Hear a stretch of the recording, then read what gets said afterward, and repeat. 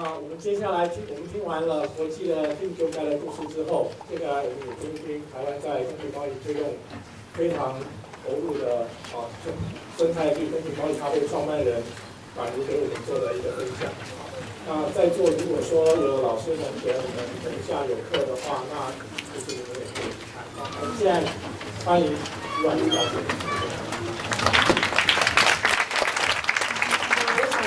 在今天听完Dean的演讲中，会有很多的问题想要询问他。那但是我还是就是简短的介绍一下，就是老师今天在台湾做的推广公平贸易的一个小小的一个心得。就是其实我相信大家不否认说台湾人很爱吃，对不对？可是大家真的知道吃这件事情吗？事实上，我们在讲所谓的美食，其实后面有非常多人辛苦工作去换得这样的一个成果。但是往往这些人在这些国家是因为种种政治因素、环境因素、经济因素，他们没有办法得到一个温饱的生活。那尤其像咖啡，那个咖啡从产区一直到生产者手上，有非常多的这个交易跟处理的过程。可是往往消费者都只能够接触到就是被想象的一个咖啡的饮用，比如说你在巴黎的左岸饮用咖啡。你在塞纳河左岸饮用咖啡，或者是在某种非常中产阶级的一个咖啡馆享用你的咖啡。可事实上，我们必须得体验到说，我们真正活在是一个被跨国企业或者是说被一个资本主义包围的一个母体里面。我相信大家应该有看过那个 Matrix 吧？我们事实上是被包围在这样的母体里面。所以Dean的经验或者他的一个真正介绍到母体外的一个世界，咖啡农是怎么样生活的？试着说把我们生产者跟消费者透过一杯咖啡联系在一起，因为真正交易的价值在于说是一个社会的连接、社会的团结。失去了这些价值之后，这个社会是没有生命力、没有活力的。那所以希望说大家都能够理解说，其实你的一点点小小的转变都可以支持Dean或支持社会创业者对世界的一些改变。那我这边抢先就是公布一下，就是说我听说礼拜五就是有一场就是Dean会跟 Starbucks 的演讲。那我希望说大家都能够到场去声援Dean，然后让知道 Starbucks 知道说我们台湾人也要喝 Fair Trade 的咖啡，不要再剥取第三世界咖啡豆了。谢谢。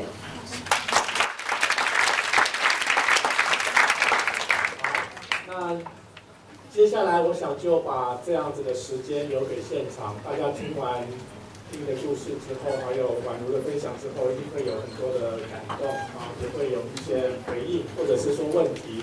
那接下来我们到2点之前我们都留时间给现场。那请大家尽可能的提出问题，把握这个机会。那你用英文也可以。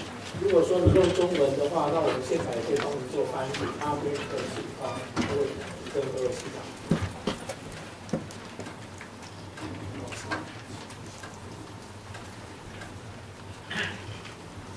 Nice talk, Dean, and congratulations. And you've done very well. And to improve the social justice, I admire very much, and it has been very inspiring for me. I would like to ask you a couple of questions. Are there any limitations to this social entrepreneurship? And you also briefly mentioned there was one unsuccessful project. I would like to hear more about it. Sure. Okay, thank you. Okay. So the first question was, what are the limitations? I think there's two types of limitations. One is financial, okay? So for me, I have always liked to fund things myself. So I started Dean's Beans with $7,000 US. That's it. And now we have about $4 million of sales every year. And I got my $7,000 back. So that was good. However, if I wanted to become a national company, I would need to go out and get financing. So that's one way of doing it. But for me personally, remember, I'm not doing this to become a millionaire. I'm doing this because I want to participate in social change and support my community and my family. So I'm happy with what I have. When I lecture at business schools, often the students say, "What is your profit?" And my answer is, "Enough." And they say, "What do you mean?" I say, "It's enough. All my employees have great money and health care and benefits. The farmers have these great programs and good things. I have a house and a boat. My children are both in good universities. It's enough. What do I need more?" You know? So that's part of your own personal attitude. So in one sense, the limitation is what you want. If you want to become Starbucks, well, that's your avenue, and you'll find your own limitations to that. But for me, as a person, I'm happy with what I've got, and I really don't want more. So rather, what I like to do is help other businesses start doing the same thing. I've created 5 other roasting companies in the United States. I don't own them, they're not franchises, I just help other people do it, because I have my dream already, and I want other people to have theirs. So, there's that. Now, about the failure. I worked for 5 years in Kenya to get organics and fair trade into the system. And we were ripped off. We had things stolen. We got bad coffee, they changed the coffee. We got money stolen, we had a computer stolen. It was terrible. And the reason is because in Kenya, the farmers, historically, they don't run their own operations. The government in Kenya owns the processing. The government has an auction that the farmers must participate in. It's very difficult for the farmers to get out of this system. And the government is so corrupt that the farmers simply do not have faith. They don't trust that there can possibly be change. So time and time again, when I work with the cooperatives and I talk to them, they don't believe it. Like organics, oh, we need chemicals. We can't grow coffee without chemicals. And I say, wait a minute. Kenya, the countries around Kenya are Tanzania, Rwanda, Uganda, Burundi, and all of those countries grow organic coffee and sell organic coffee. Why can't you? It's the same soil. It's the same kind of... And they say in Ethiopia to the north, one of the largest suppliers of organic coffee in the world. But the Kenyan farmers say, well, those are those countries. We can't do it here. Because the only information they have ever gotten about growing coffee comes from the government. The government has a relationship with the US and Germany that the US and Germany supply chemicals, farm chemicals, as part of the foreign aid program. So the government, especially some of the ministers, they make a lot of money on that. Okay? So it's in their interest to keep the chemicals coming. Now, from a social justice point of view, it's been very difficult to break that. In fact, in my book, I talk about the minister of cooperatives in Kenya who tried to get me to buy his family's coffee. And he tried to get me to bribe him.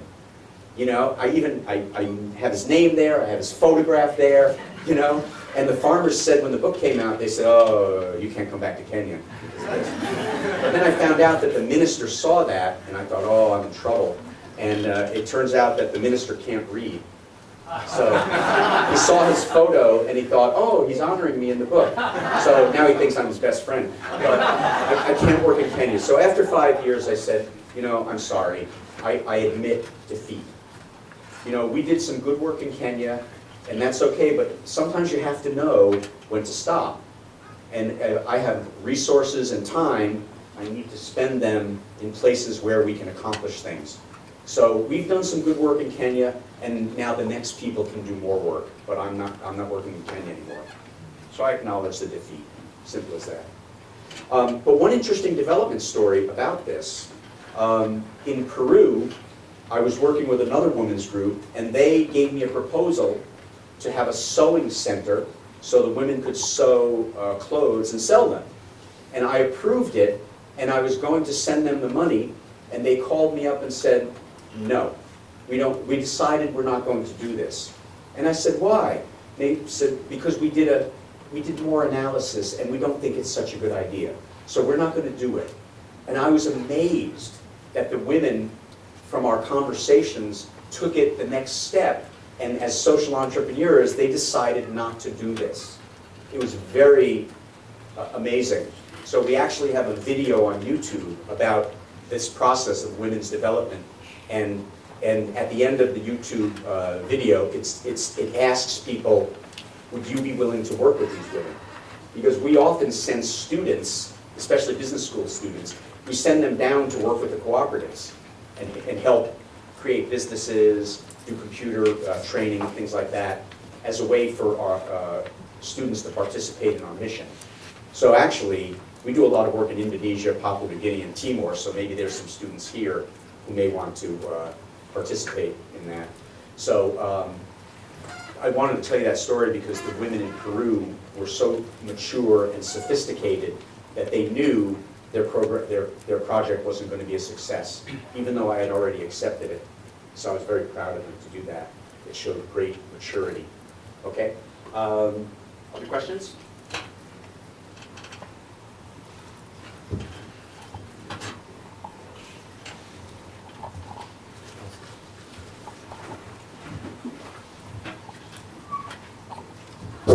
Again, you are really a true pioneer of fair trade coffees. And I really inspired a lot. I hope in the future we'll have a chance to work with you to go to the other place. Okay. Well, my question is, you haven't mentioned it about the market size. As we know that there's a sustainable coffee, which is the correct term for organic, fair trade, and share grown.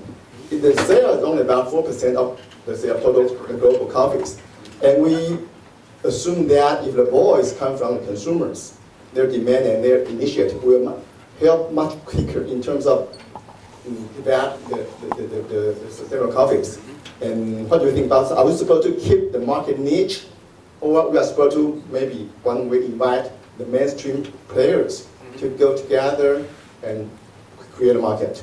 That is one of the major issues in fair trade right there. Do we grow the market to include the mainstream people? Do we focus on smaller companies? How do we grow the market? I mean, I could talk for one more hour on that, okay? But let me just say a few things. The first is, you're absolutely right. You need the consumer to drive the demand. The consumer must demand fair trade coffee. So we know that, right, from business. But the problem is that the large companies give the consumer misleading information. And so the consumer doesn't know the right questions to ask. And I'm going to be honest. In my experience with Starbucks over the years, you know, Starbucks is a good company. I know many of the leading people in Starbucks. They're nice people. They love their children. They're good people.